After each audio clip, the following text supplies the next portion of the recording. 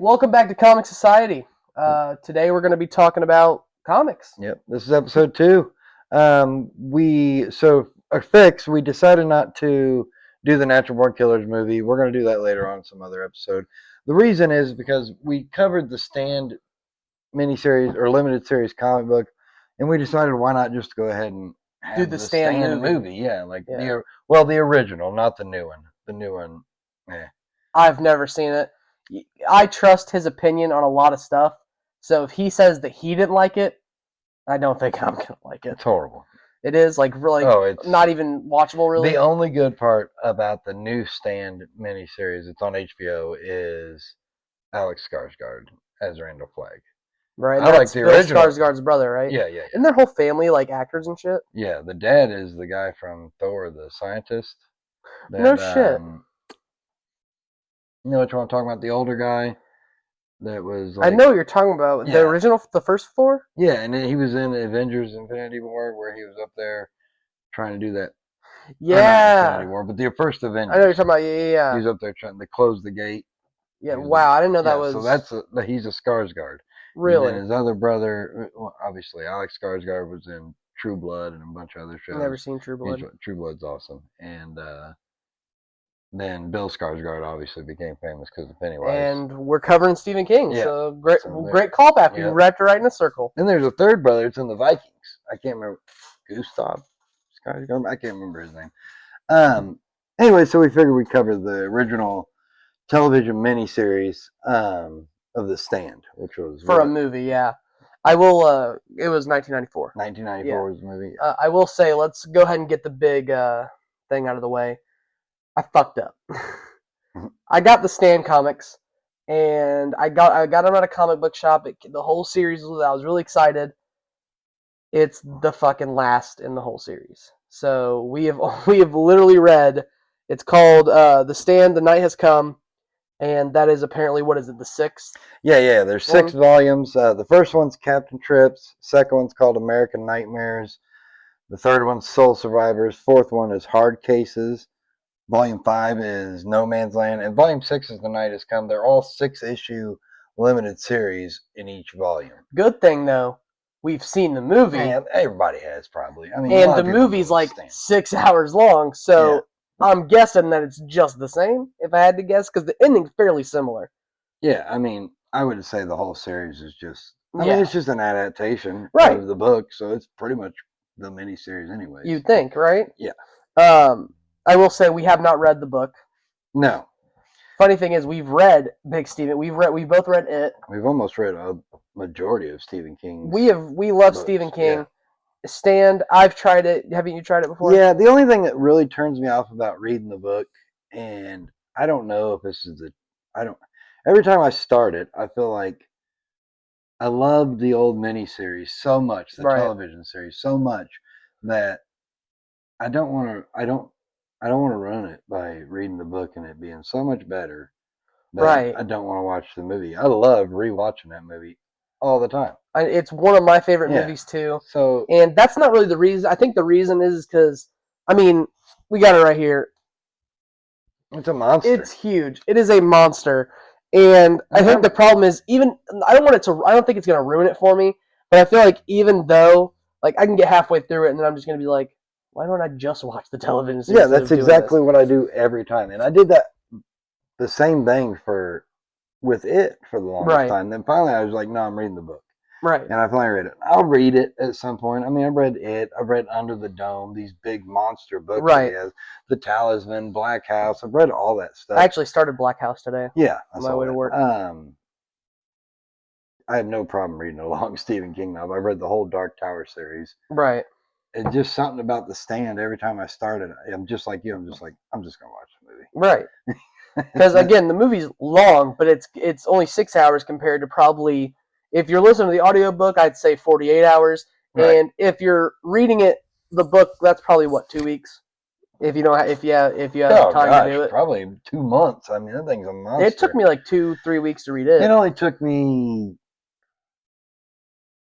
it only took me 4 days to read Under the Dome, which is just as big. But I was trying to quit smoking at the time. Right. So I was reading every time I wanted a cigarette, so I slammed Read it, through that yeah. book. Go ahead and So get we'll into do the the yeah. plot. So we'll talk about the comic first, and then you can talk about why you wrote the book and stuff, right? I guess I thought we were going to do it first to lead into talking about the comic. That's fine. You can do that first. Do you not want to do the plot first, or do you want me to go ahead and go? I can go. I mean, if you're gonna talk about reading it, a lot of people know the plot, but I'll talk about it here in a minute. Just All talk right. about what. So this is what I found. The reason, and I guess the inspiration on why Stephen King wrote this. I thought that'd be pretty fun. Um, so it says in Dance Macabre. You lost your face. Yep. Why was you using a flashlight as a bookmark? I looking that's really stupid now that I think about it. Well, we're not gonna read out of this. You can find it real quick. Yeah, do the plot. All right. So the plot of the comic and pretty much the book, obviously, is so a super flu or a sickness, whatever you want to call it, has spread across the whole world, killing 99% of the world's population. They call it the super flu, and then on the West Coast, they explain that they call it Captain Trips as well. Not 100% sure why they call it Captain Trips. I think because they hallucinate or something. Well, it said. Well, I actually looked it up too when I was reading. It actually says that Captain Trips was a person. Captain Trips person. So I can get this right, and not just speaking out of my ass. But Captain Trips was an actual person who was kind of like a Jim Jones type of guy. You know who that is? Yes. Like he was kind of like a cult leader. I'm pretty sure that's what I read somewhere, where it was like he was like some cult leader who drugged a bunch of people, and they started calling him Captain Trips. I got no internet for some reason. Yeah, but why would that be? But again, that also leads into the virus apparently gives you hallucinations. You don't really see that in the movie as much, and I'm guessing that's more of a book thing. I guess. Is where you I'm get not the 100% why they hallucinations. call it Captain Trips. Though. But apparently, Captain Trips is like a Jim Jones cult leader guy who was feeding LSD to Yeah, but why would they people. call the superfood Captain Trips? That has nothing to do with. Because you see hallucinations, I guess. I I don't know. There's guess. something like that. That's what I was But thinking. yeah, that's yeah. So with that, there's a select few people obviously that survive. They start having some dreams about this old lady called Mother Abigail, and she's kind of the leader of the, I guess you could say, the good guys. The free zone. Boulder Free Zone. I'm not there yet because Oh. they got to travel there. Sorry. So that's what. So the book is a lot of. Everybody starts out in different parts of the United States. Stu and Franny and Harold start out in Maine, and then Stu starts out in Texas. Franny and Harold start out in Maine, and then Larry Underwood starts out in New York City.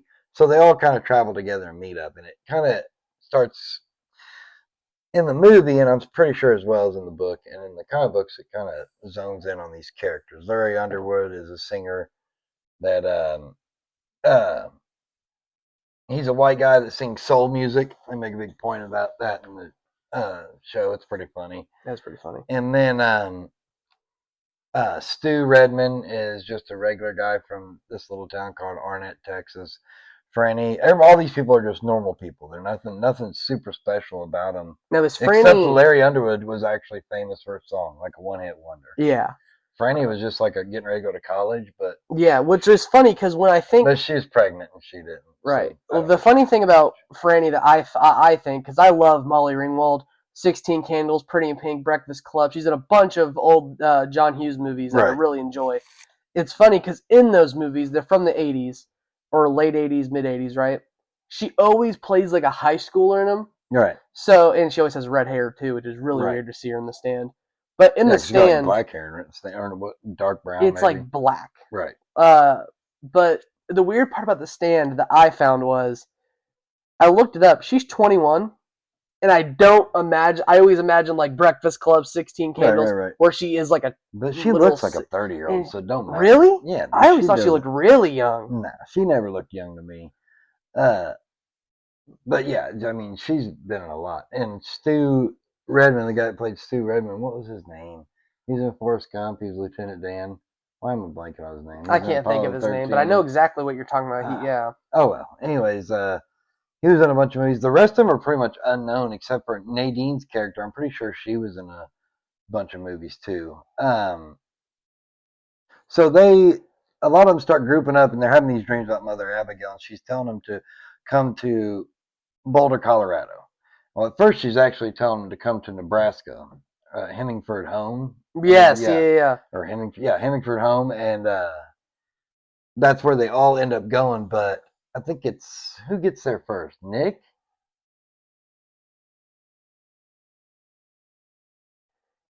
Nick and Yes, Ralph and it's Tom Nick, Cullen. Ralph, Tom Cullen, and I don't know the guy and the girl's name, but it's husband and wife and their kid. Right. Uh, they end up getting to Hemingford Home first, then they leave and go to Boulder, Colorado, because that's where they're going to set up shop pretty much. And then they leave a note saying everybody come to Boulder, Colorado. Mm. So Nick is a deaf mute guy who ends up getting beat up, and he doesn't get arrested, but a doctor finds him and takes him to the sheriff. Oh, I probably just messed that all up. Yeah, it's fine. Takes him to the sheriff and ends up confronting his attacker. But when all this happens, everybody starts dying, like mass Like yeah. dying. And so Nick's kind of on his own. And I mean, he can't even talk to nobody. He runs across a mentally challenged person named Tom Cullen. And Tom Cullen can't read or write. So he can't even communicate with Nick. Right, and I at thought that was all. really funny Yeah. because and I don't know what it is. I don't like if you know me. I love my mean characters. I really love the villains of every story. I'm a huge fan of villains, and Randall Flagg is a very good villain. But I will say, Nick, for not being me, for being one of the best characters I've ever seen and ever read, from what we read in this one, Yeah. he is such a good character. Right, right. And I'm usually not into the good characters. I usually like the villains and the evil people. There's something about him, and I think it might be that he is friends with Tom. And because there's a part where they finally meet Ralph, and Ralph's driving. They Right. come across each other, and uh, Nick like waves him down, and Ralph's like, "Hi, what's your name?"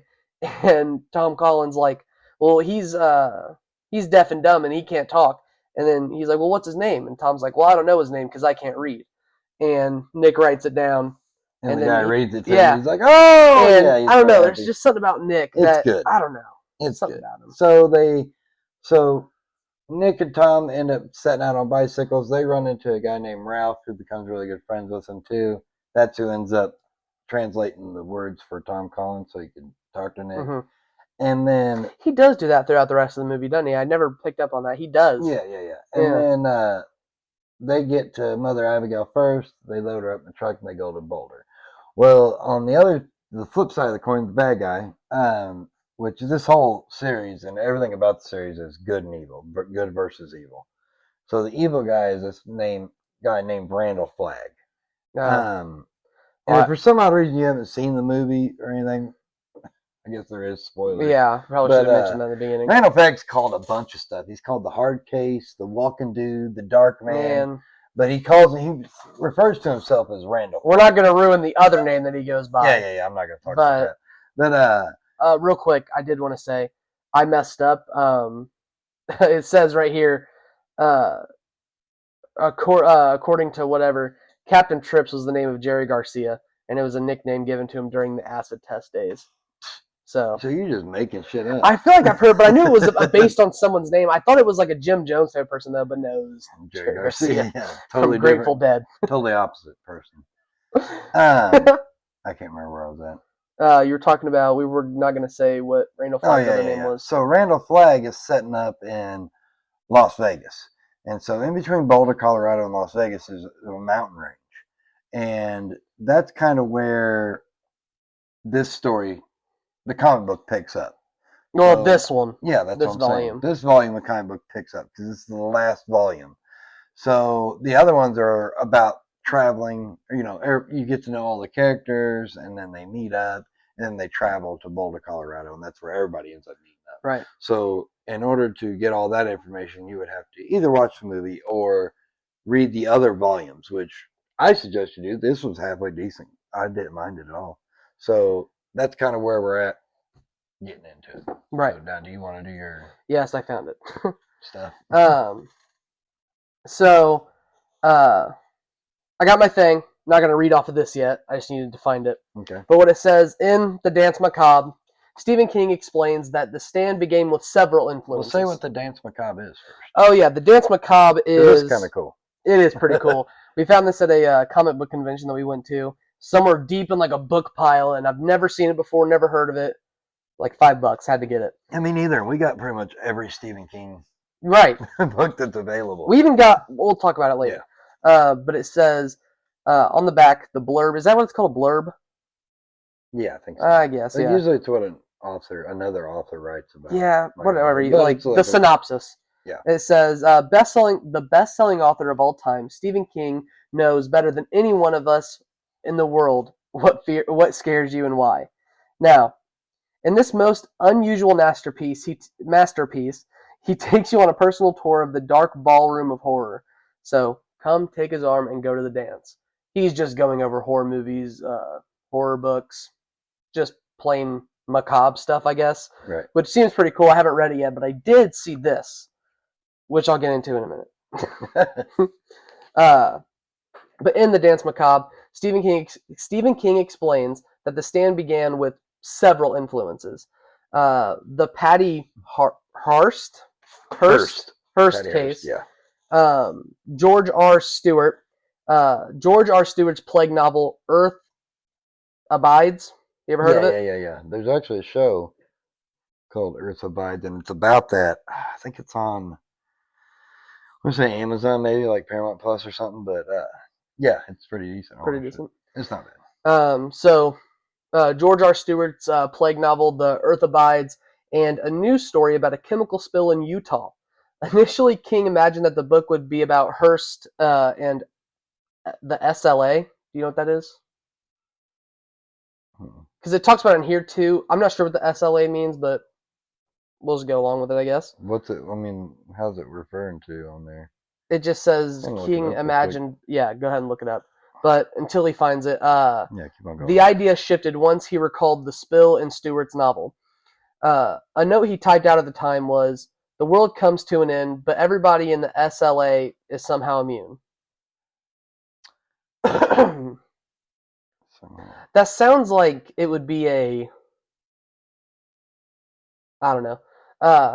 This became the seed of his apocalypse.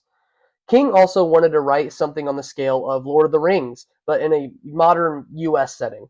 A 60-minute segment on chemical biological warfare combined with memories of the Utah spill gave him the final push. In this version of the American epic, Stu Redman became the everyman hero or whatever, while Randall Flagg was the Dark Lord. I guess that's another name people call him. And Las Vegas is the land of Mordor almost. That's what he said. Oh, nice. Did you find out what the SLA was?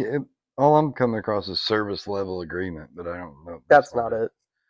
Stephen King refers to SLA. Oh, are you typing that? I thought that you were reading it. Oh, whatever. Yeah, I was typing it. During the writing process, King nearly abandoned the book. Oh, the Symbionese Liberation Army? Symbionese? I don't know. How you... Symbionese? Symbionese? Yeah, it seems like it wants to say like symbiotic, but it says knees instead. Whatever. An American left-wing terrorist organization from the 1970s. Yeah, so he wrote this in what, 77 when it was released, right? Yeah, so 77. So, well, he probably wrote it years before that. Yeah. Yeah. So. Well, it says during the writing process, King nearly abandoned the book due to a horrible writer's block, believing that the characters had grown complacent. The solution was the shocking free zone bombing, which, another spoiler, Harold is another member of the group who is the neighbor of Franny, right? Is he a neighbor or just around the area? He's just in the neighborhood. I don't think he lived right next door to her. Yeah, he's around the neighborhood. They go to school together. He's like 16. Yeah, he's younger than her. She used to babysit him. Yes, yeah, she used to babysit him. And he turns evil, gets with Nadine, the evil girl, who's fucking Randall Flagg, and Harold gets. She's not really fucking him. Go ahead. Oh yeah, that one part. Well, she did in the beginning when she was with Larry. Remember near the fire. No, that was near the. Oh yeah, I remember guess. It was weird. It was later when she was getting the. Yeah. But the free zone bombing is when Harold and Nadine Hold make on now. What are you talking about? You're getting into. Well, no, that's what it says right here. The free zone because it says that during the writing progress, Stephen King had writer's block, and the solution to getting out of the writer's block was the free zone bombing. Okay, go ahead. Because he was sick of the characters being all on the spot. Right. So he wrote the bombing, which Harold blows up the thing, which it only kills like. It kills Nick. Yes, but it only killed like in the whole grand scheme. You know, I love Nick. The whole grand scheme of things, it only killed Nick and one other person. Well, in the movie, it was like 10 people died and like 20 people were injured. And I never understood that because it looked like everybody got out of the house. Right. It was, I do remember that. But yeah, he thought just building a bomb and letting it explode would get out of his writer's block. Right. Which recentered the story around a larger battle with Flagg. King later credited this moment with saving his whole novel. He also cited the Blue Oyster Cult's "Don't Fear the Ripper" as Reaper as a major inspiration. The Ripper. I don't know. Well, yeah, they used it at the beginning of the movie, which is awesome. By the way, great. I never realized the soundtrack to that movie.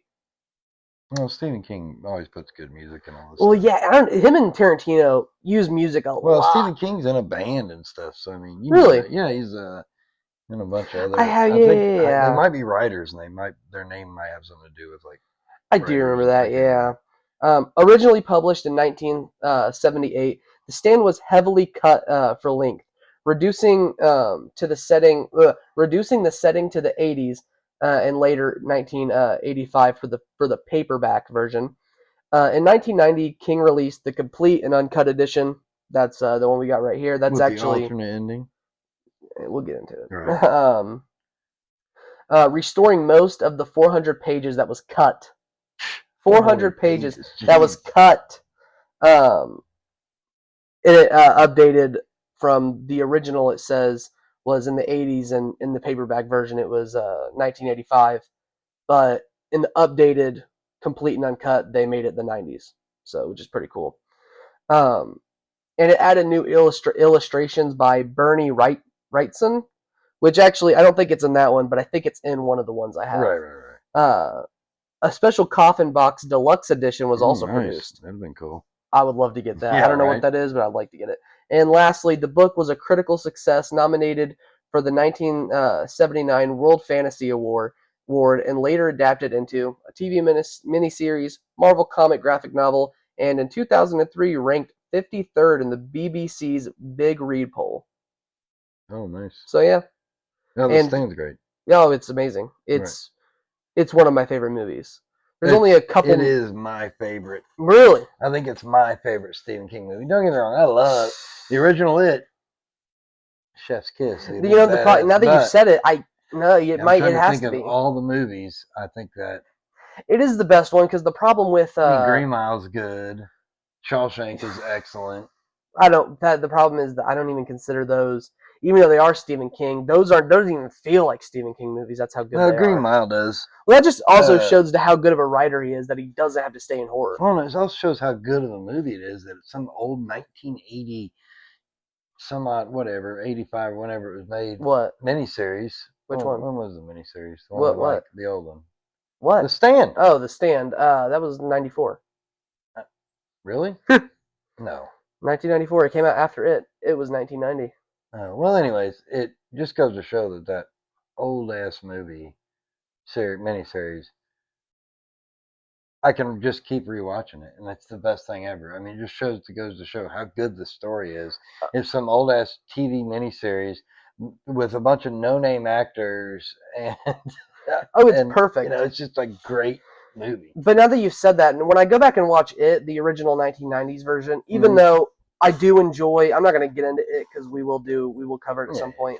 But I will say I do enjoy the newer versions, the 2017, 2019. What? The old version's better. You don't like them though? Oh, I like them. That's what I was saying. I like them. Yeah. I didn't say that they're better. Yeah. But I do like those the newer versions. But when you go back and rewatch that '90s version, it's a lot closer to the book. But again, I think The Stand is better as a movie because I read the book and it does kind of get drowned out knowing how the book went. Yeah, and see, that's the problem is the old one. I used to love the original It miniseries just like I love The Stand. Right. But I lost a little bit of love for it because I read the damn book, and the book's phenomenal. One of the best Oh, books it's I've ever amazing. read. So, I mean, I know that'll happen if I do The I Stand. If I know. read The I Stand, feel I'm it going to too. run that show for myself. But the funny thing is that it's also this is the problem with Stephen King for me anyway. Once I read a Stephen King novel, it's hard to go to something else. It's hard to follow it up with anything. I gotta like take a break. I end up I end up starting to read books, and I feel like they suck, Right. which they may be good, but I tried to read it But after it's not like it. yeah, So it's or not like Stephen King. So it's what I right. and so then finally months later I'll pick I up will some say that's the only decent. book I was able to because I went into a huge I couldn't read anything after I read it because for one it's so long. I spent a lot of time reading it. I read it during like if the power went out, I'd read it. I read it during school. I read it at my grandparents' house. I read it everywhere. That was my Right. favorite book. And when I finished it, I was like, well, what do I? Now what do I do? Yeah. Well, the funny thing is, the first thing I went to after reading it was Dune. I got 100 pages in it and said, not doing it. It's a horrible. Well, let's not. We it's can't not a say horrible horrible book. because you can't. You haven't It's just finished so it. boring. It's slow. So boring. But no, it's after that I was like I can't read anything, and then I tried to go to like smaller ones, see if I could just get through something to get me back into reading. Right. And the only book that that was able to get me out of it was Game of Thrones, the first one. Oh, so good. Which is so good, and there is a comic adaptation of that, isn't there? Yeah.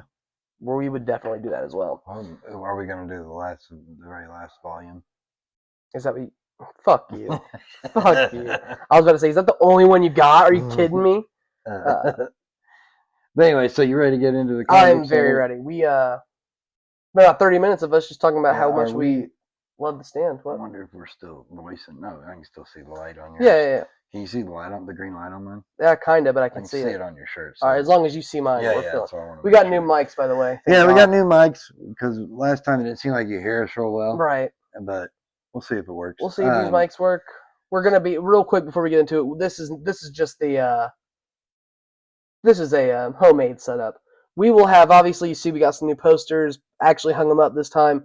We will be pimping this little area out. Yeah, it'll get better and better. Yeah. So we'll put more posters up. Definitely get a better sheet. Yeah, get a better tablecloth. Maybe have some statues. We'll see how long we do this. Well, we'll see how long we, if we can see if we keep doing it. Right. Yeah. Anyway, so the comic book starts out kind of like what you were talking about. Nadine and Harold just blew up they call it the committee in the free zone, Boulder free zone. That's where it was Stu, Franny, Nick, Glenn, Larry Underwood, Ralph. The judge. Was he on the committee? I feel like he might have been in the book. I don't think he was. No, because he's the black guy in the movie. Or yeah, but in the comic book, white, he's but he's white. But he's also I don't know. He has a different personality too. Like in the movie, he seems a lot cooler. He does seem a lot cooler. He seems a lot cooler in the movie. Is he? Like I never got this. I'm assuming he must have been like a judge. Like, or is that his name? Because it says Judge Harris every time But I think he's like a court judge. He would have to be a judge, right? But there's people named Judge Reinhold. I guess. Anyway, should I look it up or does it matter? Don't matter. Anyway, so first off, I'll tell you. I started kind of wrong. First off, I'll tell you the creative team behind the Stand comic books. The creative director and executive director is Stephen King himself. The person who wrote the script or adapted the script is Robert. I'm going to get this name wrong. Roberto Aguirre Sacasa. That's a weird spelling. The artist was Mike Perkins. The color art was Laura Martin. The lettering was VC's Joe Savino. The cover artist on each of these covers is different than the interior artist. His name was Tom Coker. The editor-in-chief at the time was Alex Alonso, which I kind of I don't know. Axel Alonso, not Alex. Axel Alonso took over as editor-in-chief from Joe Quesada, who was editor-in-chief in the last story we read. Oh, what? Yeah, so he used to be over all the Marvel comic books. He would Really? Is this Marvel? Yes. Oh, it is. I didn't even think He about literally that. I said know. I Marvel didn't even think adaptation. about it. He was editor in chief over all of Marvel for a while. Joe Quesada was, and then he got demoted, I guess, to chief creative officer. And Axel Alonso was editor in chief, and he was kind of editor in chief during the whole Marvel movies when they hit big. The bad part was, so like 2000. Yeah, but he was kind of a chump, dude. They didn't really. I don't know. I don't like him. Well, I don't know him personally. I don't like the decisions he made at Marvel. Right. They didn't like Marvel should have really zoned in on like Captain America and all them. Right. They had the movies going on. They should have brought out a bunch of comic books about all that. But instead they pimped Captain Marvel and Ms. Marvel and Squirrel Girl and stupid right. shit. Oh my god. Fucking Squirrel Girl. And they keep saying like how popular they were, but nobody was buying them. Anyway, that's not the point. No, Squirrel Girl is such a stupid fucking name. All right. Anyway, what's her power? A squirrel. But supposedly she can beat up everybody. Anyway, it don't matter. The publisher at the time was Jeff Buckley. Senior editor was Ralph Macchio. And I think that's it. Yep. And then, so this is where it picks up. The bomb in the Boulder Free Zone just went off. Harold and Nadine are escaping. Harold has already wrecked and got all fucked up, and which is weird. What do you mean? Well, I mean so he wrecks. Pretty much Randall Flagg killed him. He made him wreck. Right. And then Nadine's fine, and she leaves and goes and meets Randall Flagg. So the big part of this whole run is the three spies that go. Well, the first couple issues, anyways, right, are the three spies that go over to spy on Randall Flagg in Las Vegas, which was Tom Cullen, Dana Jurgens, and Judge Harris. Now, I will say before we get into the spies, the Harold part was really weird. By him dying? Not even that, because he like writes in his little notebook at the end. Remember? Mm-hmm. His journal. And there's like a part when he's writing it and he's like, I don't regret the things I've done, but he's like, I read it almost like he's apologizing. Yeah, and then he says, I don't regret the things I've done. You're just like, what are you talking about? Well, it's also one of those things where it's like, so for one, why are you apologizing? For two, if it wasn't you who did it, did Randall Flagg control you? Which doesn't make sense because he doesn't do that to anybody else. No, he didn't. He did it because he was jealous. He's a pussy. Yeah, I hated him. Dude, I hated him too. I hated him in the new show, the old show. Dude, he just pisses me off. The problem with the miniseries one too, he's such a fucking nerd. The guy that played Harold in the miniseries was in a show called Parker Lewis Can't Lose when I was younger. And I love that show, and he was good in that. But boy, I hated Harold in this. And the problem is, I think the reason you hate him obviously because he's supposed to be like a bad guy. But even like when he first shows up, he just always seems like a little bitch, dude. Right. Like he seems creepy too. Like I don't know. Even though he doesn't really show that he is creepy, I always got this weird. He's a creep. I mean, he's always the. What was it? Oh yeah, I did read a little bit of the book, and there is some nasty stuff about him in the novel. I think I do remember that. What was it? I'm not gonna say. You could say it. It's a podcast. Who cares? Where he would masturbate. Yeah, I knew it was something like that. Yeah. Get off in his pants and leave it there.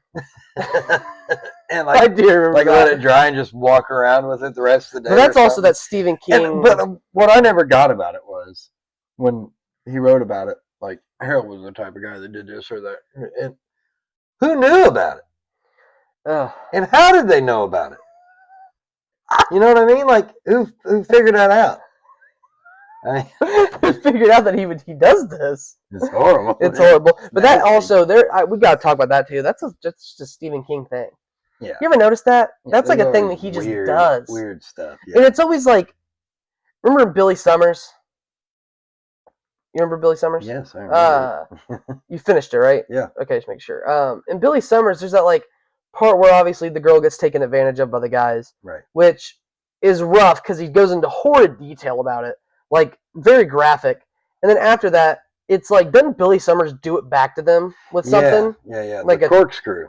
Yeah. Oh my God. You're just like, and you never, you're like, why? And there's but it's always that, and it's always in a bunch of weird. It's always in novels that you're like, well, this wouldn't, because Billy Summers, that should not have been in there. It just didn't make sense. And obviously, Mr. Mercedes with Brady and his mom, which is one of the worst of all time, horrible.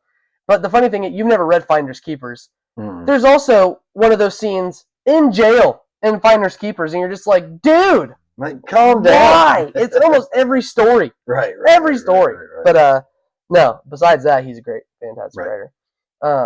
Good. So the spies are going over to Las Vegas to spy and tell the Boulder Free Zone what's going on. Right.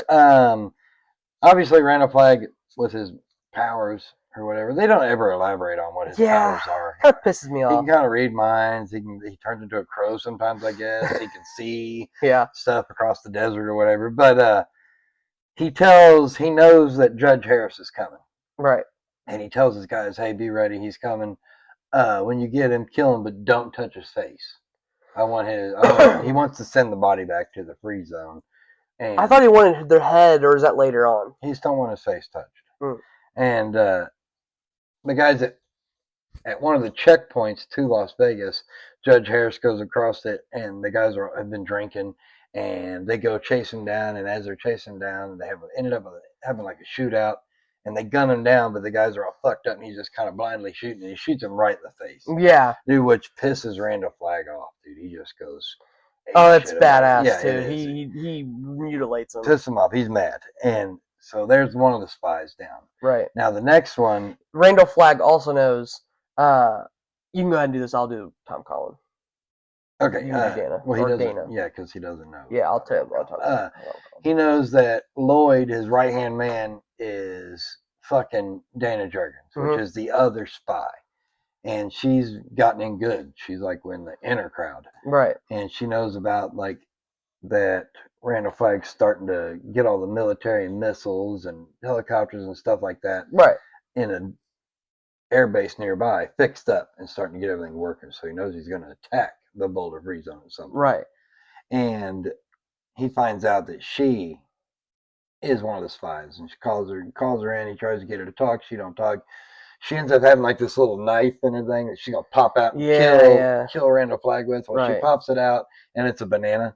I do remember that. Yeah, that was funny. And she just drops it, and she realizes there's nothing she can do, so she jumps out the window, like tries to kill herself. Yeah. And he catches her, and she like jabs a broken piece of glass hanging on the building. She's on the side of the building, and she just jabs her neck into this broken piece of glass. Is that how it is in the comic? I thought she killed herself. I know that's how it is in the movie. She has her neck. I thought in the comic she like put her fucking head in it, and it's right in her neck. She's like sawing at her neck. Oh, it's horror. It's so good though. Yeah, it is. It's badass. And that's she. So now he ends up beating the dead body to a bloody pulp. Yeah. And Lloyd walks in, and he's like hovering above the desk.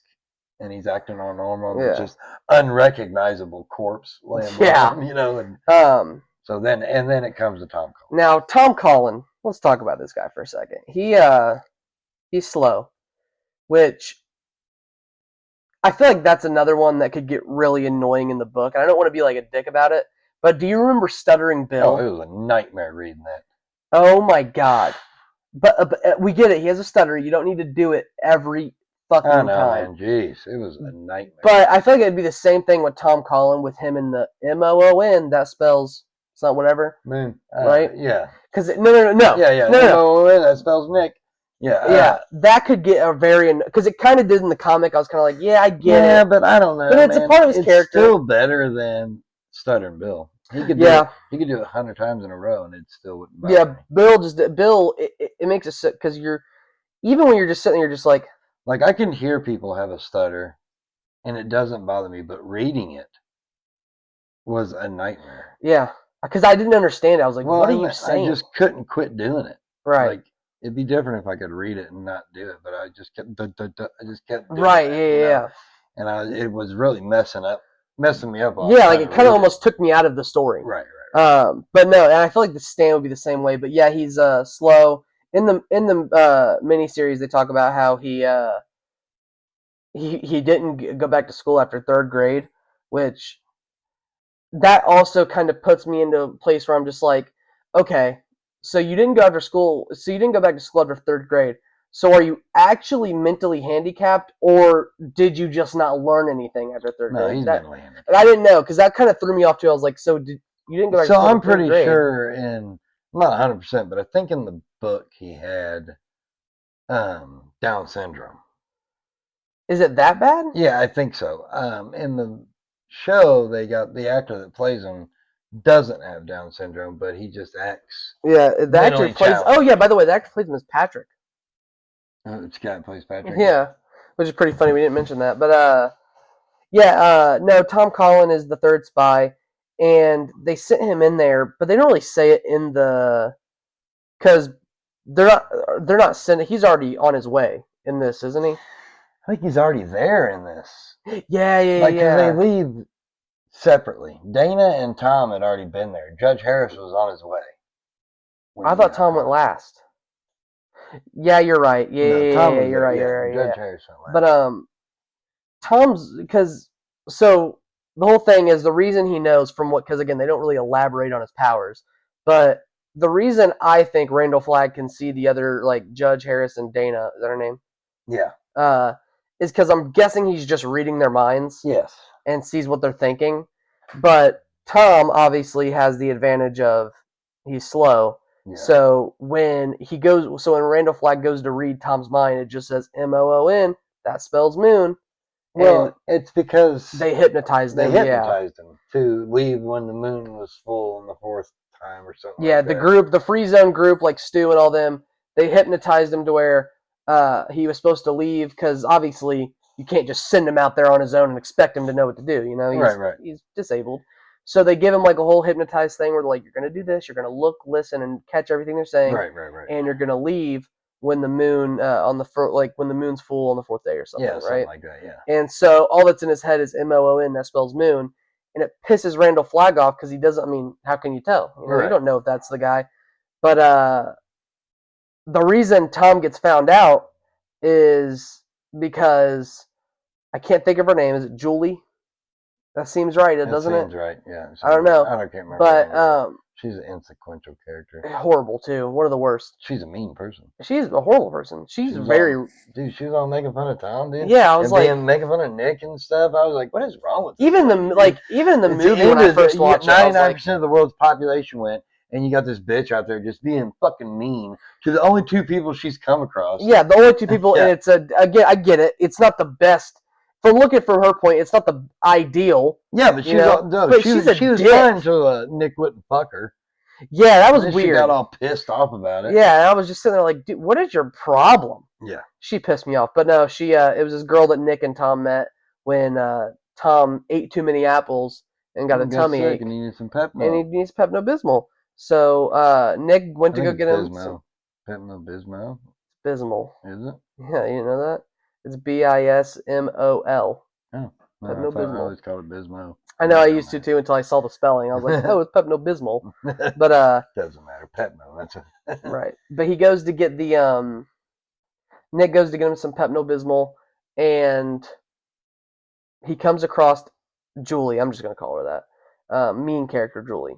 And she's in there, and she's like, has this horrible. I want to say she's from the South because she has a horrible accent. And she's horribly loud. Yeah, in the series she does. Yeah, in the movie, but she's so loud. She's like, "Hi there," and it's like, "Jeez Christ, shut up!" Right.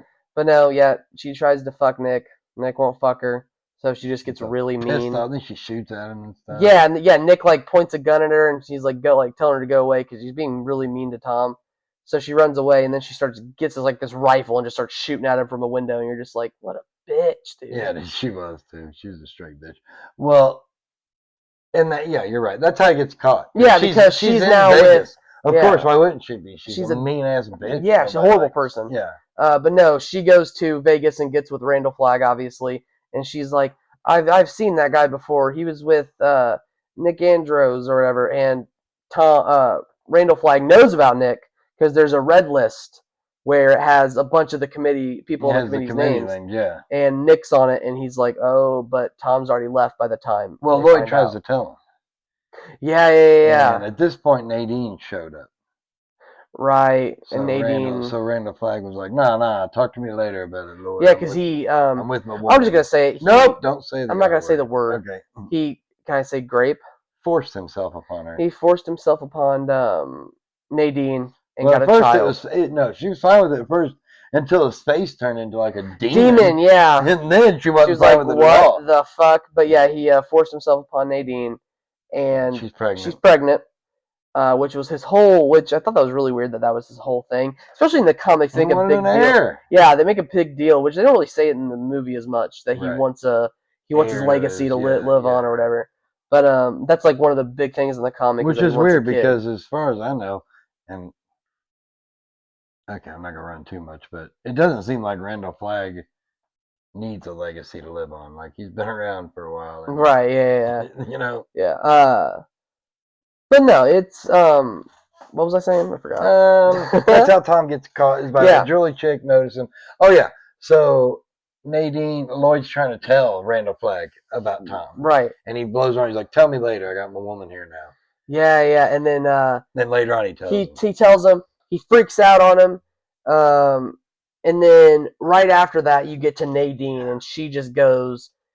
I'm not gonna lie, she's kind of a bitch too, but she was all serious, man. She screwed Larry Underwood. Yeah, and you're just like, dude, because she seems like she's cool in the beginning. She's like, oh, Larry's got his, and then she's just mean. Yeah, but then she kills herself. Or no, he throws her off the building because she tells him about the 4 that are coming to kill him. Does he? Yeah. She starts talking about there's the 4 are coming and it's gonna be your death, and he goes into a rage, and he grabs her and throws her off the balcony. Yeah. Because when she's falling, he's like, no, he realized what he did. Yeah. And the funny thing is that it's not just that she is just being a dick. She's like, well, she's all weirded out. She's like, yeah, she almost seems like her hair's all white. Yeah, and then she starts telling him, she's like, you're gonna die. The force coming, they're gonna kill you. Everybody here hates you. You're kind of an asshole. Yeah, and you're just like, they're Jesus. all questioning your thoughts, and he finally snapped, threw her out of the balcony, killed her. Yeah, that was the end of Nadine. And what happens after that? You can go on. And then the four show up. That would be, well, no, you get them going. The 5 leave, yeah. So Mother Abigail, on her dying deathbed, tells the committee that Stu, Ralph, Larry Underwood, Glenn, and Kojak. Ralph, Larry Underwood, Glenn, Kojak the dog. There's not a 5th person. Because there's 3, remember? Yeah. So they have to leave and take only what they have. No food, no water. Which was the fucking stupid. But this is what she's saying God has told her. Right. And that sounds kind of, I mean, in biblical stories, that's kind of God's. Seems right, yeah. That's God's forte of sending people out. Go with what you got with you. Right. Which is still stupid.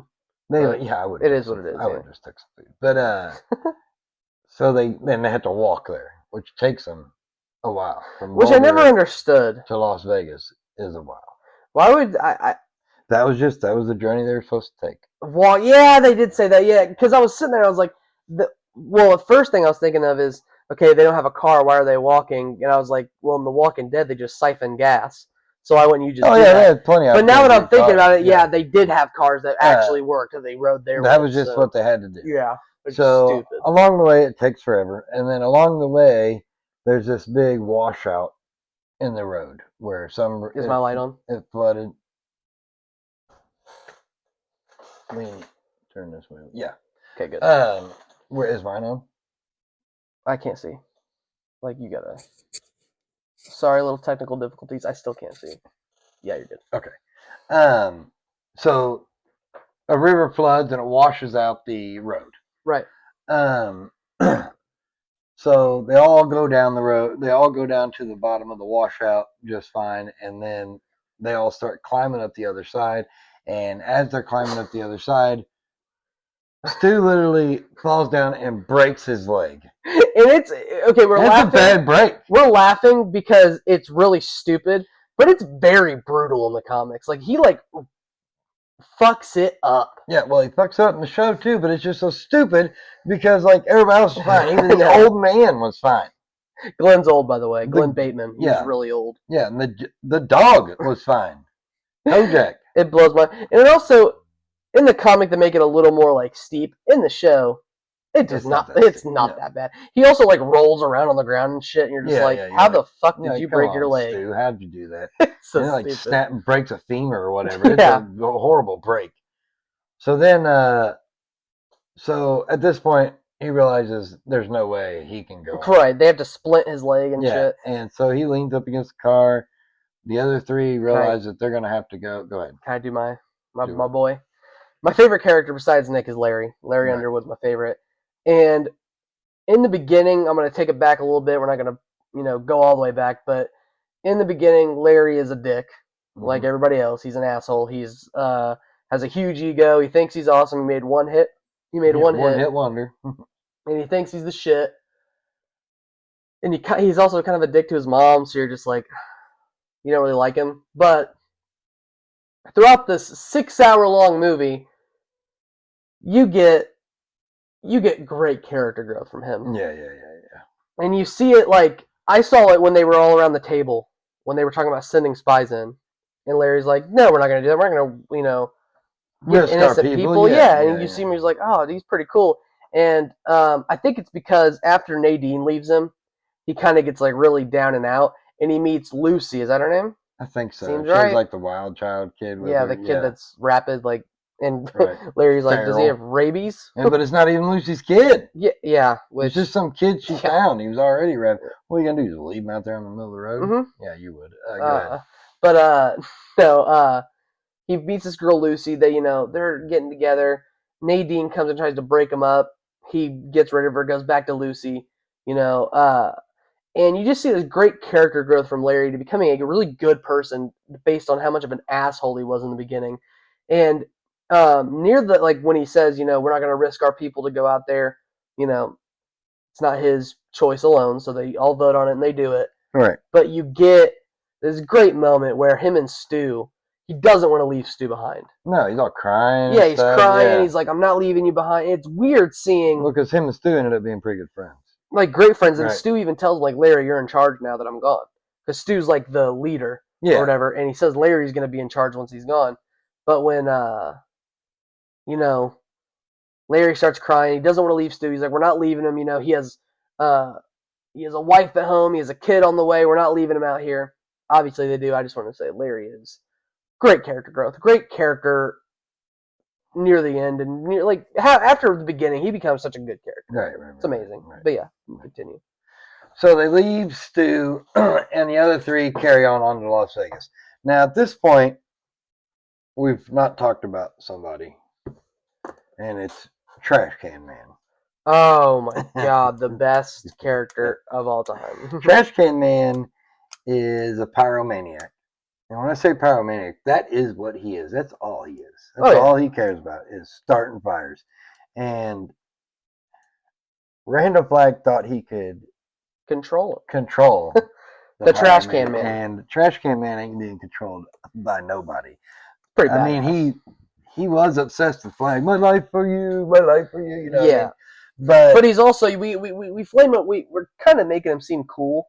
Like he's such a badass, and he's not going to let anybody control him. He's not a badass at all. He's a maniac. Schizophrenic too. Yeah, he's a pyromaniac who's also schizophrenic, and he keeps hearing people talk to him, and that's what drives him crazy. He's lost it. Yeah. Yeah. So when Tom Cullen escaped, Randall Flagg in the comic books, Let's not say escaped. He just walked out of there. Yeah, he just walked out. Yeah. As he's traveling back, Randall Flagg and all the guys are looking for him. All the guys from Las Vegas are looking for him. Mm-hmm. Lloyd or I forgot about this. Randall Flagg wants to send choppers out to look for him because he's repurposed some choppers from an Air Force base that he's going to use to bomb the Boulder Free Zone. Mm-hmm. Now, they don't talk. This doesn't happen in the series. He blows stuff up, but they don't have choppers. No. This is another thing because I read this and then we watched. Yeah. And so when the chopper goes up, both choppers just explode, and they realize that Trash Can Man had set explosives on all of the their jets, everything. And then shortly after that, he blows up the whole Air Force base. nukes it pretty much. Yeah. Destroys all of it. And that kind of gets where they're going on. So later on, he's trying to, after all that's done, he's realizing the mistake he made. He wants to make it up to Randall Flagg. Right. He wants to, and Randall Flagg's then told him, bring Trash Can Man in, but kill him. Make it go easy on him. I had a sweet spot. I like Trash Can Man. Well, yeah, because that was then another. He finds that nuclear missile. Yeah, but before we get into the nuke, I will say that's another really good. I don't know. It's really weird to see Randall connect to somebody other than Lloyd, because Lloyd he likes Lloyd, but also Lloyd's like a bitch. Yeah, Lloyd's his bitch. So it's almost like he likes Lloyd, but he doesn't respect him, and he's kind of just like his right hand man, I guess. Yeah, but he's a bitch. Yeah. Now Trash Can Man, on the other hand, Randall really likes him. He does, and you see that for one because yes, they have like a little bit of one-on-one. But he kind of just lets Trash Can Man do whatever the fuck he wants. Yeah, just lets him do whatever he wants. Because Trash Can Man goes and gets all the. That's another thing. Like all the shit that Randall gets is from the Trash Can Man. Trash Can Man's going to get the shit. Yeah. So that's the reason why he was able to put the explosives and no one even seen it. Yeah, because he was putting all the explosives. But I do think that's stuff. Yeah. I do think that's one of the weird things I noticed this time watching it and even reading it in this. He does like Trash Can Man a lot. Oh yeah, he don't want him killed. Like when he tells him kill him, he's like, "Don't torture him. Make it quick and easy. Right. Don't make it painful and stuff." And that's what. So then the three. So we're going to kind of skip back to the three. Yeah, which is now Larry Underwood, Glenn Bateman, and Ralph. Right. Ralph's not there. Yeah, it's not Ralph. Yeah, it's Ralph. Yeah. I do not think it is Ralph. Yeah, you're right. You're right. Yeah. So it's Glenn, Larry, and Ralph. They're going to confront the hard case, Randall Flagg. Right. So they walk right into Vegas. Randall Flagg knew they were coming. He told his people just take them into custody when they get here. They're gonna Randall Flagg makes this big hoopla, and he has like people out partying and showing them a good time, wanting to show the three how awesome it is over there. Well, let's talk about electricity on and all that stuff. We'll talk about the when before the three get captured. Or talk about how that leads up to it. Like, well, because there's a because it's really weird. It almost seems like they're gonna go like these three people are gonna go fight Randall Flagg. It's not what happens at all. No. They go to his guards and they pretty much just give up. Well, yeah. But I did want to say, hold on, because I thought this was really interesting. Let me see let me see if I can find it. You can go ahead and continue. I just want go ahead. You can talk about this part. You said the part that leads up to it because I don't know what you're talking about. Well, the Rodney King thing. Oh, that was controversial for the show. That had nothing to do with the. Well, no, I was just saying like that was another thing that I saw. That was apparently a very controversial line. Where he's like, "Don't Rodney King him" or something. Yeah, he's like, no, he's like, you win the Rodney King Award. Right. And which is funny because I'm pretty sure were the riots in 1994, 92.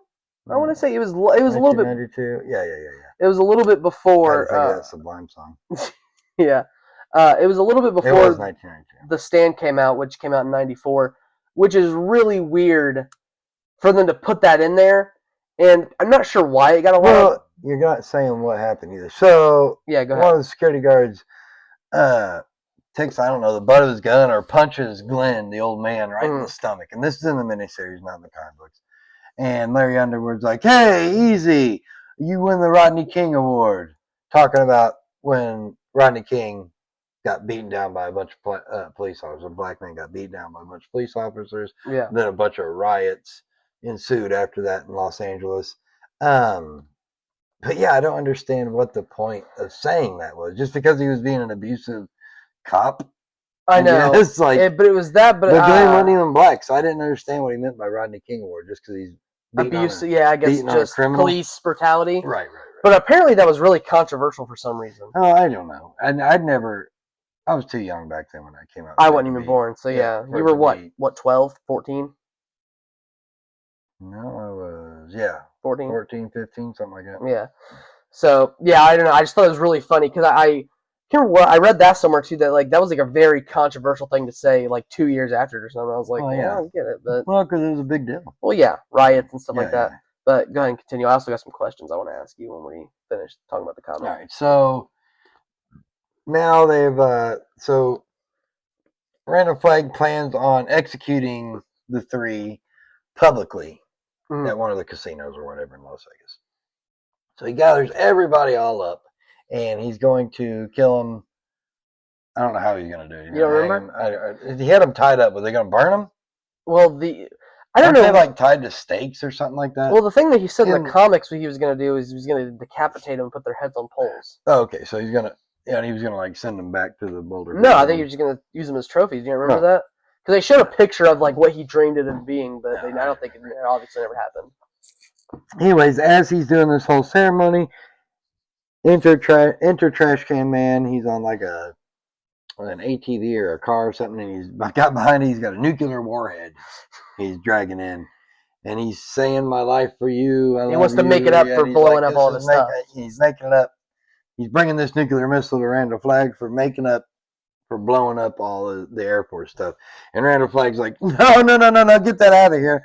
And out of nowhere, the hand of God appears and detonates the nuclear warhead. Well, do you remember the reason it appears is because Randall Flagg is doing what is he doing? He's doing something with his hand, with the powers. Remember? He's trying to. He's electrocuting something. Remember? He's electrocuting Trash Can Man, trying to stop him from. No, Yeah. it's something before that. He's like doing something. Was he doing it to Larry or something? He was doing somebody. Oh, yeah. Remember?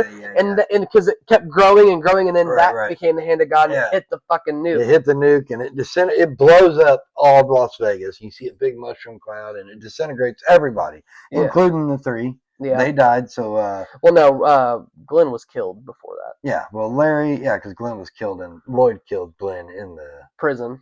Yeah, because Glenn kept running his fucking mouth. Shoot him.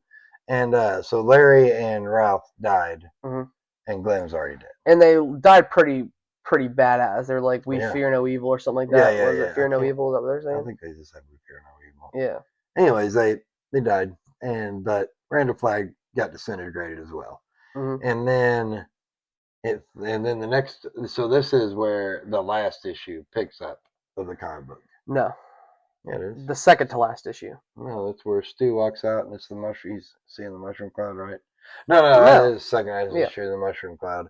And then Stu he pulls himself out of that valley with his broken leg or that washout. But it's been like days, yeah, it's right? been days. Because it takes him forever to get from where they left Stu to Las Vegas. So it's been days at this point. So he pulls himself out of the washout. Kojak the dog's with him. And, he's pulling himself out and it's Tom Cullen finds him. Remember? Because Tom Cullen reaches over the thing and he's right there. He's like, I cannot believe it's Tom Cullen. He's got a beard because he's been walking for days. Yeah, but he didn't help him up. He finds Tom Cullen after he sees the explosion and everything. No, that was in the movie.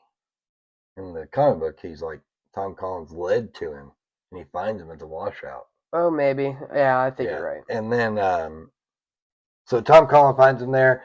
Tom Cullen helps him get to like a house or wherever they're going to hang out for the winter, pretty much. Right. Because the winter's getting ready to hit, and Colorado winter ain't no good. It's like November. No, it's October. Yeah. And dude, God, they were out there for like 3 months. Yeah, they were there. They were there from October to January, so yeah, 3 months. And during this, Stu gets the super flu. And, Captain Trips. Yeah, Captain Trips. And he thinks he's going to die. And then Tom Cullen gets visited by Nick Andros' ghost, who takes him to the pharmacy and shows him what to get Stu to make him feel better, some medicine and stuff to help him. And Stu actually fights off the super flu and survives it. We're one of the only people to survive the super flu, oddly enough. Right. Yep. And then I'll let you finish up. You can finish up. Well, what I was gonna say. You can finish up the story. Because then all he does is go back. But it takes forever. Well, I'm trying to see because. Oh, so okay, yeah, this is what I was seeing. So, because we were talking about this before we started, you thought that they found a cure for Captain original. Trips. Well, it must have been when I was little. When I originally watched the show, I thought Tom Cullen I thought Nick Andrews, and this is in the movie, not the comic book. I thought he appeared and told Tom Collin what to get to. No, that's in the comic.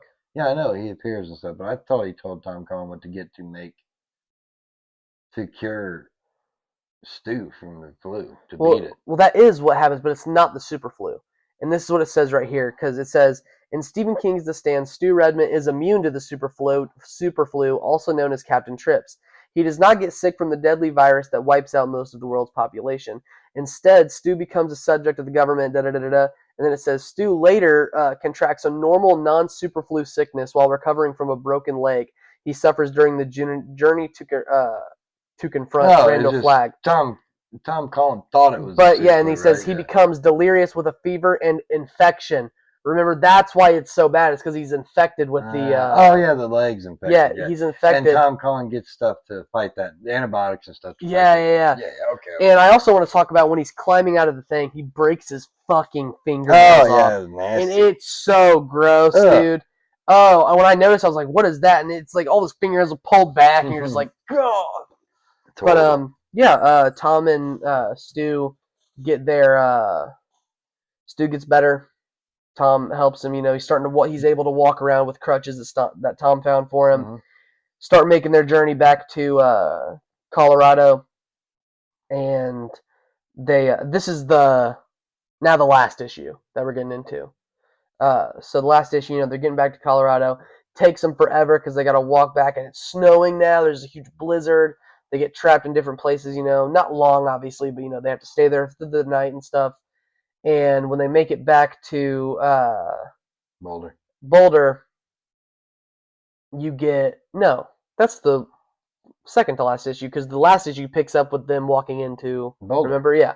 So, the last issue, he goes to Boulder, and they get, he sees Franny. Franny had given birth to the kid. Now, the kid did have the super flu. Yes.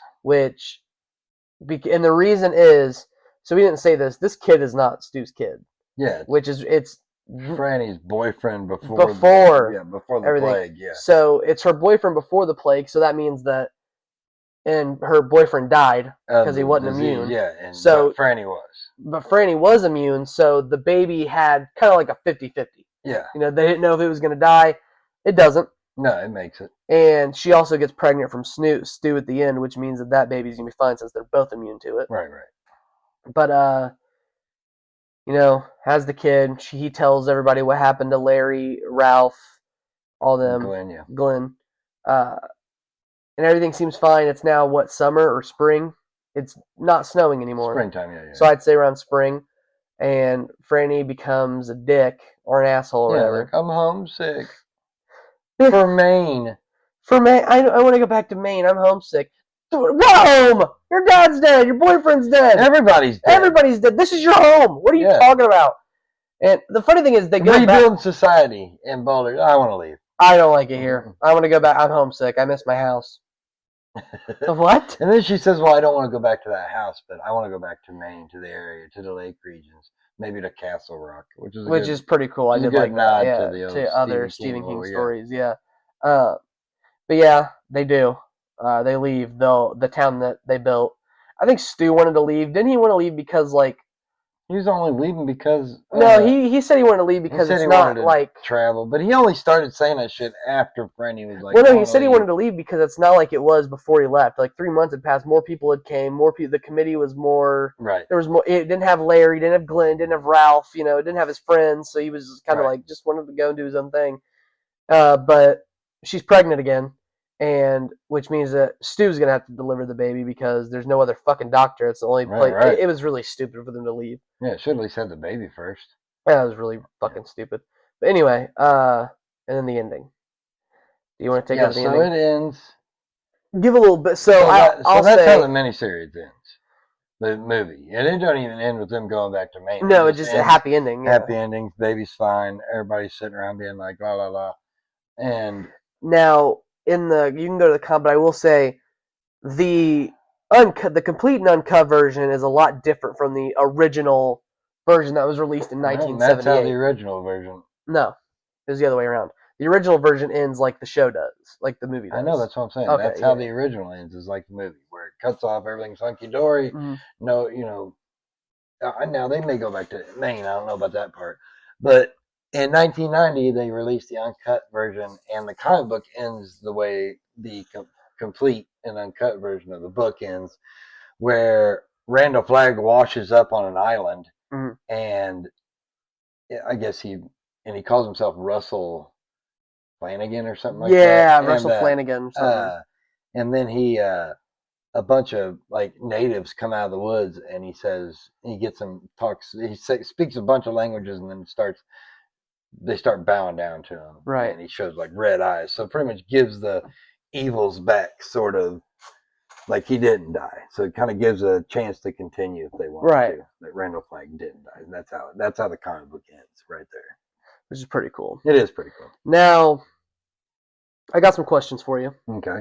One is, what was your favorite issue and least favorite issue of the comics? My favorite issue is probably second to last, because that was more of the. I mean, the last one was just pretty much an ending. An epilogue. The second to last was the climax, where they go there and the bomb's gonna go off and stuff. Is that the fifth? Is that the fifth one? I thought that was the third one. No, I think it's the fifth one. Yeah. Nope. It's the fourth one. Fourth one, yeah. Fourth one, because that's where, like I say, the fourth one's my favorite one. Where the nuke goes off. Right. Where they're there and they confront Flag and he gets all mad and right. He can't get him to do what he wants and stuff like that. So that's probably my favorite. Right. My least favorite was probably, I'd have to say the second issue, and not for any real reason, just because you're making me pick the least favorite. Right. I'd probably say my favorite was probably the. I liked the first one because, again, now usually I wouldn't really like a first issue of something because it's like kind of the beginning and you're kind of just getting into it. Mm-hmm. But since, of course, we read volume 6 of this shit, so we're already kind of in the midst of shit. Yeah. The first one's pretty good. And my least favorite was probably the last one. Thought it was a little boring. Yeah, it was. And overall, what did you think? I liked it. At first, I thought it was boring, but once I was done, I liked it just fine. I think it was pretty boring. I think I liked it because I liked the movie so much. That was a big reason. We started watching the movie while we were in the middle of reading. Yeah, so you kind of get just so we can get the backstory, because it's been a minute since I've seen it. I've only actually finished it once because it's so long. Right. But so I think it's pretty good too. My second question is, what was your favorite character from the comics and then from the movie? The comics, kind of hard to say because we only read the last volume. Right, of course. But I mean, in the comic, it was probably Randall Flagg because I got to hear what he was thinking. Right, yeah, which I thought was pretty cool. Inner monologue in the comic, which is pretty nice because you don't get that in the show. In the show, it was probably Tom Cullen or Stu. That's pretty good. But I liked Randall Flagg too in the show. In the comic, I'd probably say Tom Cullen. It was so weird in the show that Randall Flagg, and they tried to do it in the new one too, where he was wearing like all denim, like a blue jean jacket, blue jeans. I was just like, this is cowboy boots. You're just like, it was so weird. Awesome. Yeah. But I would also probably say, I'd probably say Randall Flagg too. Right. I was gonna say Tom, but Randall Flagg probably because I do like the inner monologue stuff. Now for the movie, I'd probably say Nick. Yeah, you already said. You said you like Nick. I figured that's Nick or Larry, but I say Nick's probably my favorite. I do like Stu though. I like Nick and I like Larry. It's a hard choice to say who's my favorite. Right, because you learn backstories for everybody almost. Right. You learn like what they've been through, so it's really good. Now, what was your favorite scene in the movie? Like, if you had to pick a favorite scene. Probably the very beginning. Oh, like the opening. The No Names. The Don't Fear the Reaper is playing. You're saying the opening of the show, yeah, like right when, like oh boy, he gets his family and leaves. Yeah, he gets his family and escapes, and it shows all the dead people, and it's going through, and the Don't Fear the Reaper starts playing and stuff. That's pretty good. It's good. That's probably my favorite scene in the movie. My favorite scene, it's actually two scenes combined, but I'd call it a just long scene. But I like the I obviously like the explosion at the free zone when Nick Right. dies. That's awesome. But I like also before that when Harold and Nadine are working on it. Pretty much Harold and Nadine's just there. But I like that too. I like seeing He's that. like, leave me alone, bitch. Yeah, he's getting Yeah. all pissed at her because she won't leave him alone. I also liked when Stu and those old guys and those guys were just hanging out at the gas station talking at the That's pretty beginning good too. too, Yeah, and he has to yeah, he shuts the gas pump off real quick before old boy wrecks into yeah. him, Yeah, because he would have and then he exploded gets that out all bitch. Yeah, sick, and there's like a dead baby and a dead woman in the car. Yeah, it's fucking crazy. so good. Yeah. Uh, yeah, that was a really that's such a good movie. Now I will say we were going to. I did say in the first episode that we were going to pick a book to read.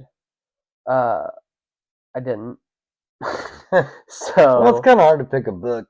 I mean, because you have to say we'll have to say we're going to read it, and then we'll have to give people like a little bit of time if they want to read it. yeah, because I want to do because we have ideas that we want to do for the podcast later in the future. One of the ones I've wanted to do since the first episode, obviously, was do a book club. But the way that we would do it, because we would both have to read the book, Right. is we would do one book a month, depending on the book. Right. Because If it ends up being something giant like like The The Stand, it Stand might take a couple months might to take a read. Yeah. couple months just so we can get through. Because obviously we'll get through a comic, and we might even have like one episode And a the month. comics are easier, and the book's harder because one of us has to finish it first, unless we get 2 copies of everything. Unless someone reads it, or we just both do audiobooks. Yeah, right. Which would probably be the easier way to do it, just Right. because it would be faster for us to Right. get through it, be able to talk about it. But reading it wouldn't be bad. But um, I wanted to go ahead and talk about next week's stuff since we already finished all of our. Oh, I guess I should fucking read out of Yeah, the you book, didn't huh? read your I didn't Danse read my thing. Macabre. And we're back from our little intermission. So anyway, the stuff that I found in here, it's not really like backstory on why he wrote it or anything. It just kind of gives insight to his mindset, more or less. Mhm. Let me find it. So it says,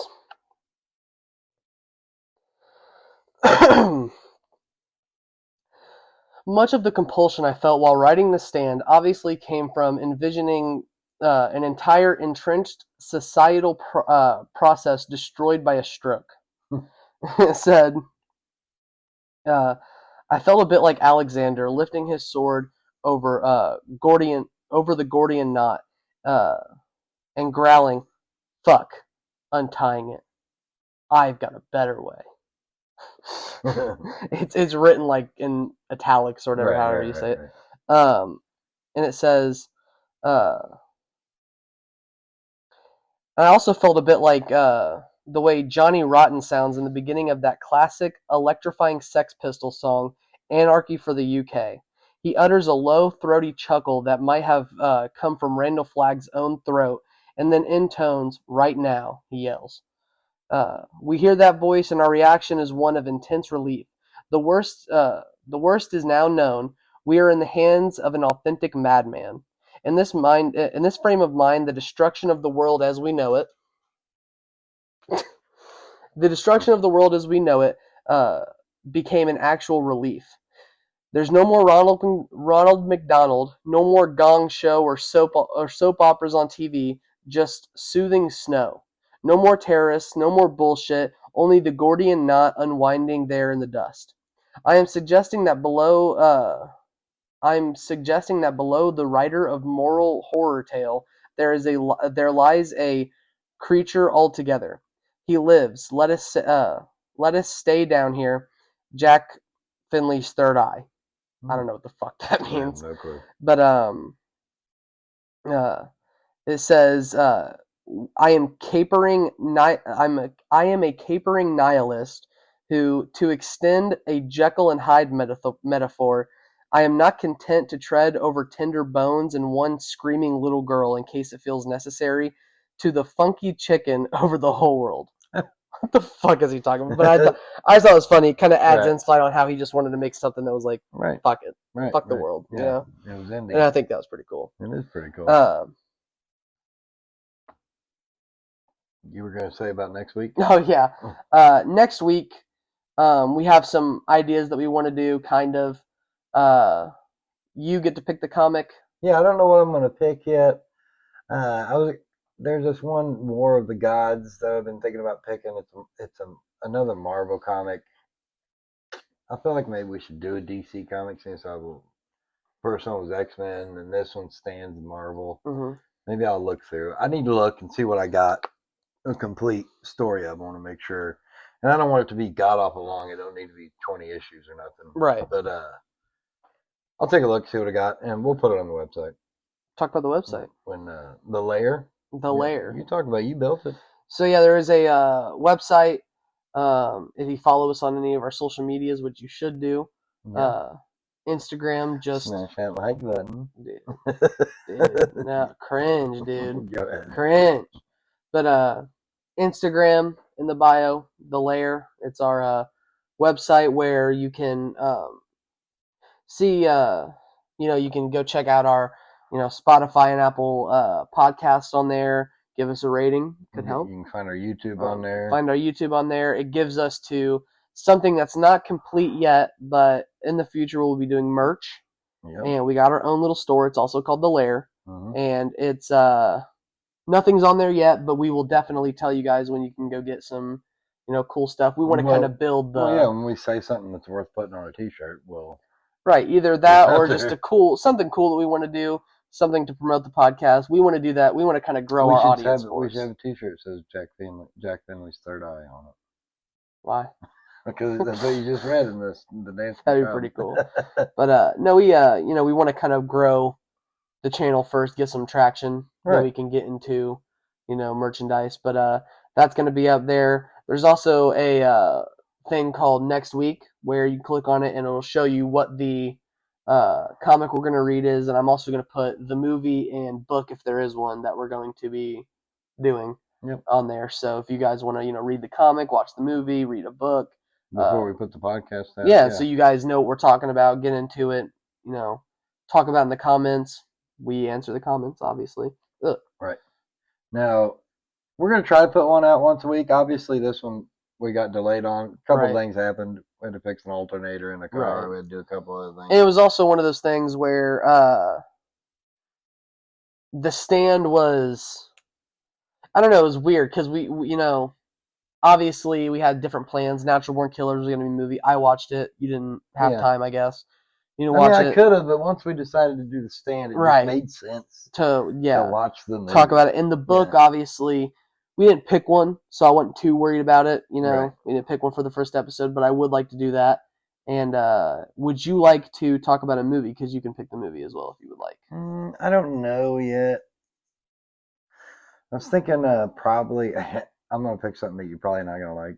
Conan the Barbarian is probably what I was going to pick. Okay. An old 80s movie. That's fine. But yeah, that's a movie I was going to probably pick for it. Well, is that what we're going to do? Yeah, sure, why not? Conan the what? You know what? Let's make sure we can watch it first. Because I do not have the DVD. Oh, yeah, you're right. So let's make sure we can even watch it before I say Right. But while he's doing this, I did want to say, we do have a book, and I'm very excited. It's a Stephen King book, and but it's a rare one, and we'll go into why it's rare in a minute. But it is Rage by Stephen King. Can't really see it from back there, but Rage by Stephen King. Obviously, this isn't the this is the Richard. That has a bunch of short stories in it and books by when he wrote as Richard Bachman. Richard Bachman, yep, and it is Richard Bachman was his pen name. It was. Do you know why it was made? Why he did Richard Bachman? I have no clue. Some authors do pen names. Well, the reason he did it is because in the 70s, after he made, I want to say it was, like some of his earlier work, like The Shining, The Stand, stuff like that.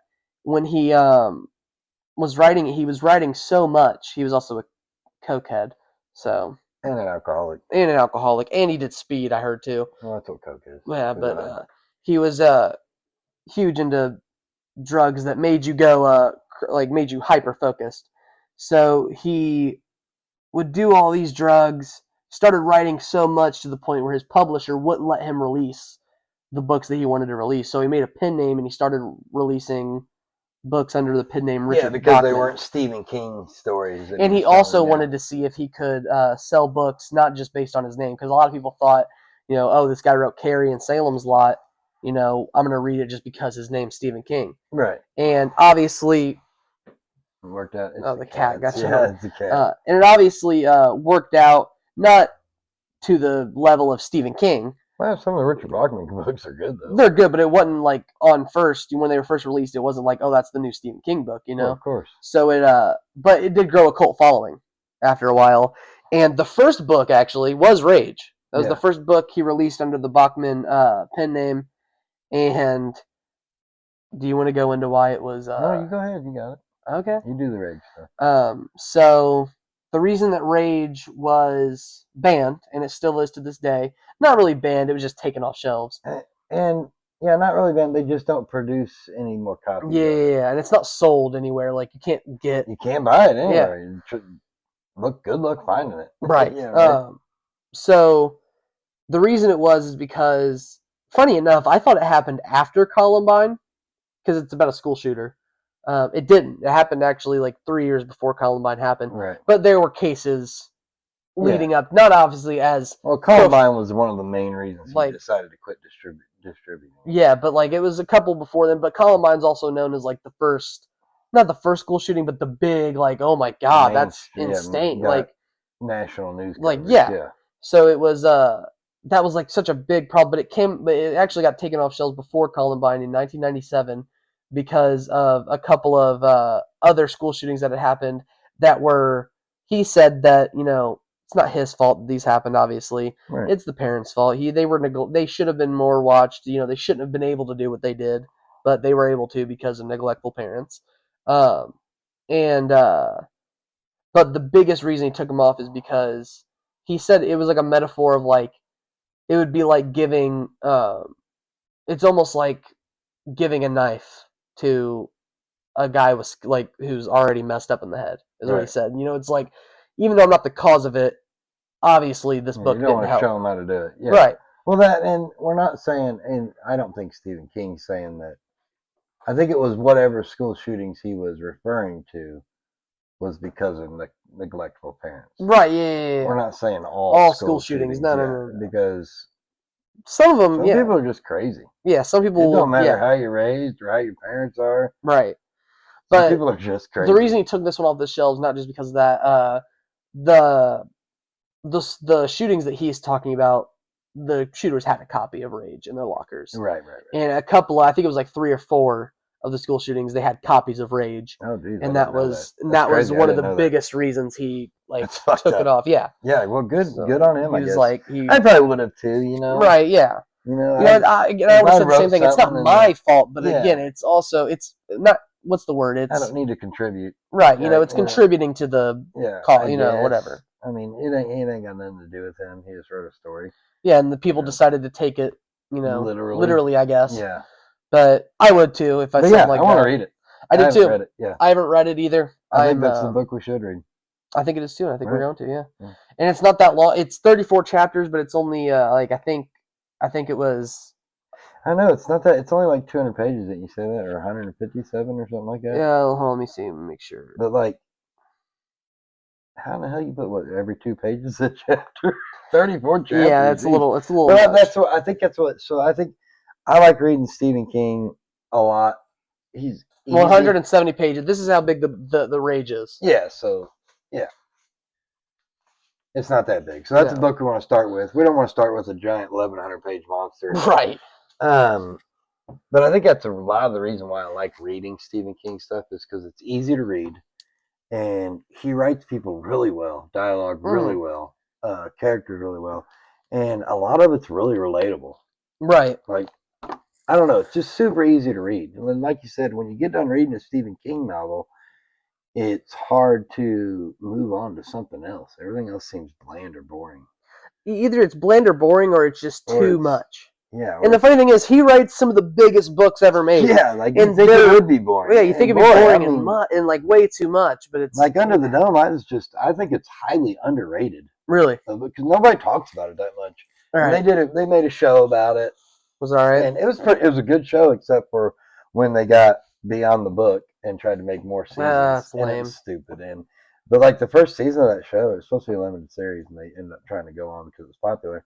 But it's really good. Now the ending of Under the Dome, I'm not gonna spoil it. But, That's how Stephen King is, though. You know how it is. no, I like a lot of endings in Really? books, but that one went a direction I didn't foresee. Right. At all.